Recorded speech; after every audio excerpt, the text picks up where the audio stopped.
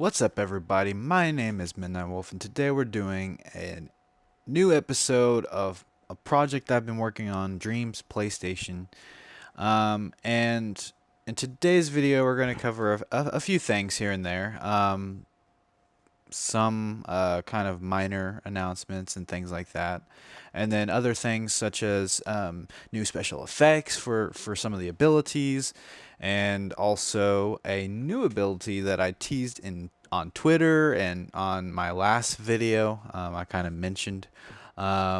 So yeah, without further ado, let's get started. So, kind of the minor announcement that I wanted to share is I kind of wanted to go ahead and change the name of my YouTube videos. Um, Instead of calling it like the Dreams PS Infamous style character or whatever, I'm actually going to start calling this Infamous 3 Fan Project Devlog or something to that effect. I mean, it's not set in stone right now, but you'll see in the title of this video whatever I choose to go with. But it's something along those lines. So I'm going to actually officially call it an Infamous 3 fan game, basically. So I'm going to start developing it as though it is going to be an actual game. That being said, um, I am in the process still of asking Sucker Punch if I can have their permission to do this. As long as they know that I'm not making any money on this project, I don't want to get in trouble later down the road. If this does start picking up traction, I don't want to have a copyright infringement on this, and this project gets shut down. So I definitely Sucker Punch. If you do get the chance to watch these videos, please know that I tried to reach out to you on Twitter about this project, and asking for your permission to do it. So yeah, and you can respond either directly on that message thread, or you can also respond in this video. Like if you have your official YouTube channel, kind of write back and say, hey, yes, you may have our permission. I don't know. I don't know if there's like a formality that I should go with, like maybe like a letter saying that, hey, you can do this project. But I don't know. But that'd be nice.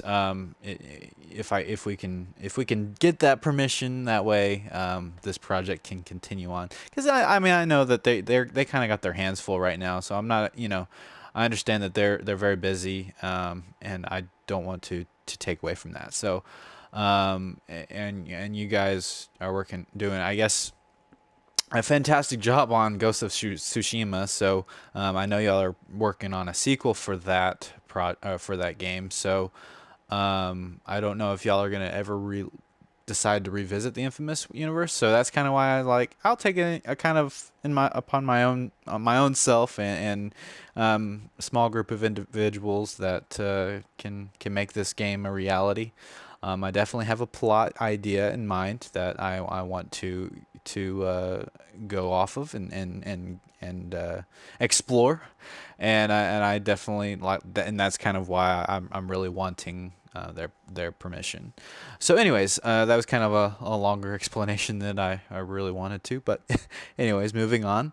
Yeah, so I was going to also show off some abilities in the last video, or not really necessarily show off like new abilities or anything, but show off how they affect the energy system, because there was a couple of ones that I forgot to show off, like teleportation. So let's just kind of demonstrate that real quick. So when you teleport, it uses up one energy. That's obviously kind of a placeholder amount for now. That is definitely subject to change. Because I might have like an upgrading system where you start out where it may drain a lot more energy, and then over time it drains less and less. So we'll see. But yeah, so there's that. And then the other teleport abilities, like being able to teleport an enemy away, is considered an ultimate ability.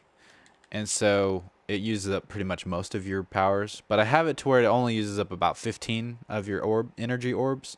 So you're still able to use your zap ability right after teleporting an enemy away, so that way you still have like a ranged ability. Um, but you know, if you use up an energy and then teleport an enemy away, now you don't have any orbs. So it uses about 15 orbs to cast as of right now. And then of course the other one is the portal one. So we plop down a portal and it uses energy. But the thing is it uses energy at the time that you plop one down. But when you teleport, it doesn't use energy. So you can like plop one down, absorb a cube, and have full energy, and teleport, and you'll still have full energy. So that's kind of an interesting trade-off. But that's kind of the stuff that I meant to, mention in the previous video, but didn't get around to. So next, we have I had a suggestion in my last video about how to tweak my super speed ability. So that suggestion was by a person by the name of the Murder Panda. So poor pandas out there, please be aware of this individual. He suggested that I change the field of view during super speed, and I thought that's probably a good idea, and it makes it to where the super speed feels a lot faster than what it really is. So let's show that off right now. See that it's kind of a subtle change, but it's enough to kind of make it feel like you're going faster. Because in my last video I explained that I slowed the character down because it used to be like kind of super fast and uncontrollable. So I tweaked the speed of it to be a little bit more controllable. Plus you don't phase through walls as often. Because I'm trying to eliminate the phasing through walls, because that's not really a gameplay feature that I really want in the game. So that being said, yeah, that's the new addition to the super speed change. And then yeah, so and now in terms of like special effects on some of my abilities, I have a new blast effect. And if you don't know what that blast effect is, in Infamous 1, if you are aiming at something and then you press X, it does like this like little shockwave looking thing, and it blasts your enemies away from you. So, and you can also use it to redirect projectiles and that sort of thing. So it's a really cool ability. And so I already had that ability implemented, sort of like, a prototype of it, but I didn't have like an effect for it or a sound effect. So I kind of added some placeholder effects to really sell that idea. And I mean, I think it looks pretty good. So here's kind of what what that placeholder effect looks like and sounds like. So, I think it's a pretty good addition. I think it really kind of very close, as close as what I'm able to really get it to. But I kind of got it from Media Molecules library, and that's kind of why it's a placeholder effect, is because it is from Media Molecules library of stuff. But it didn't like look like this. I had to kind of tweak it to look like this, like the way it does. So, it was based off of Media Molecules effects, one of their effects, but I did some changes to kind of make it kind of my own. But like I said, it's kind of a placeholder effect, but I think it works. I think it's a good placeholder effect until we can get a special effects artist to kind of come in and really make it look, and of course the sound effects artist make it sound good as well. So that's kind of the new blast effect. And now moving on to the new ability that I have been working on this week. So I teased in my and I tweet this during the week about this new ability. And I also mentioned it in my previous video that I was going to do show off a sneak peek of kind of some early footage of that grenade system. But I forgot to do that, or I forgot to show that off. So, but now it's a lot further along in its development. So it's a lot more what it's kind of meant to be. It's not quite there yet, but it's getting there, and it's showing some real promise. So there's a couple of things that I'm going to show here with the grenades. And so first we're going to kind of test it with how it reacts to the environment, and then we'll kind of show it off against an enemy. So here's kind of what happens when you throw it at a wall. It sticks to it and then explodes. You also notice that, and I'll throw it kind of closer so you can really hear it. There's kind of like a sizzle before, kind of like a fuse on a dynamite, where, you know, before it explodes, it kind of has like a nice little sizzling sound to it. And then it explodes. And so obviously those are placeholder effects, but that's kind of the general idea of what these effects are supposed to be like and kind of sound like. And right now it doesn't affect the player yet, so I don't have a health system implemented just yet, and so it doesn't really affect the player just yet. But here's kind of how it affects enemies, and it's kind of funny that he's kind of glitched to where he just kind of scoots along. But yeah, if you throw it at an enemy, it kind of sticks to them, and then it kind of launches them vertically in the air. Now I'm still working on how to get it to where it sticks to the right side of the body, because obviously it kind of phased through him, and also it kind of glitches out a little bit.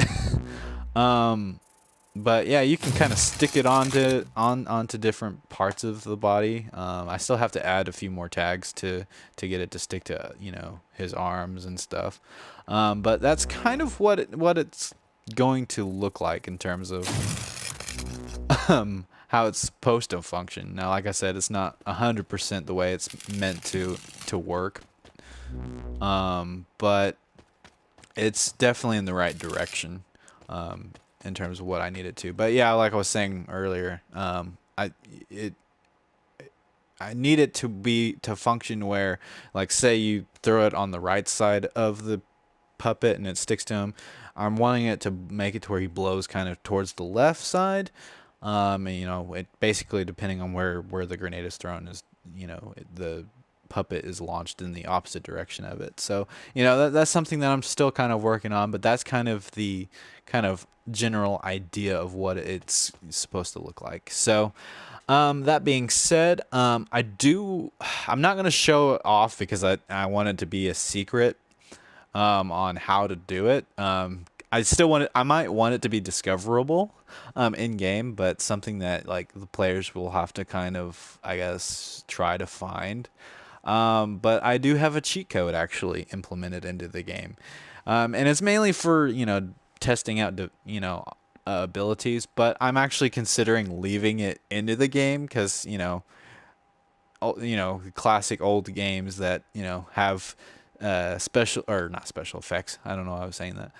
But they have, like, different cheat codes that can do different things, and some of them are aesthetic cheat codes, and then some of them are like game-breaking cheat codes.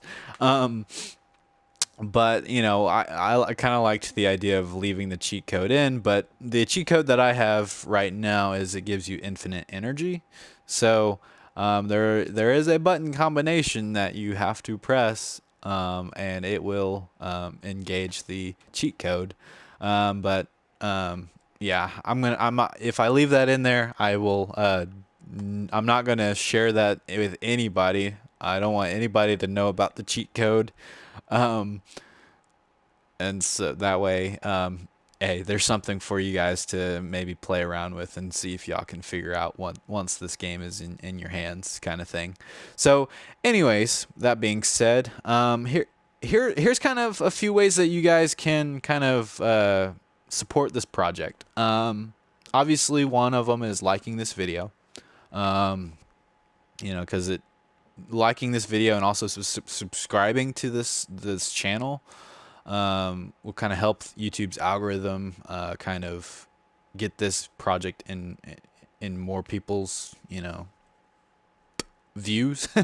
So yeah, that would really help this project grow, because it gets more exposure, more people will see it, that sort of thing. So yeah, if you guys could like this video and subscribe to my channel, that would definitely help this project. But there are definitely other ways that you guys can support this project.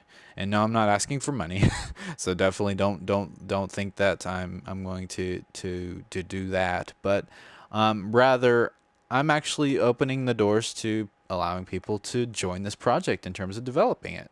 So I am in need of sculptors, animators, special effects artists, sound effects artists, and also I didn't write this one down, but you know, kind of an honorary mention is if you're also a coder and you're good at it, definitely feel free to reach out to me, and more specifically, maybe Dreams coder, you know, somebody who's familiar with the Dreams logic and how it works.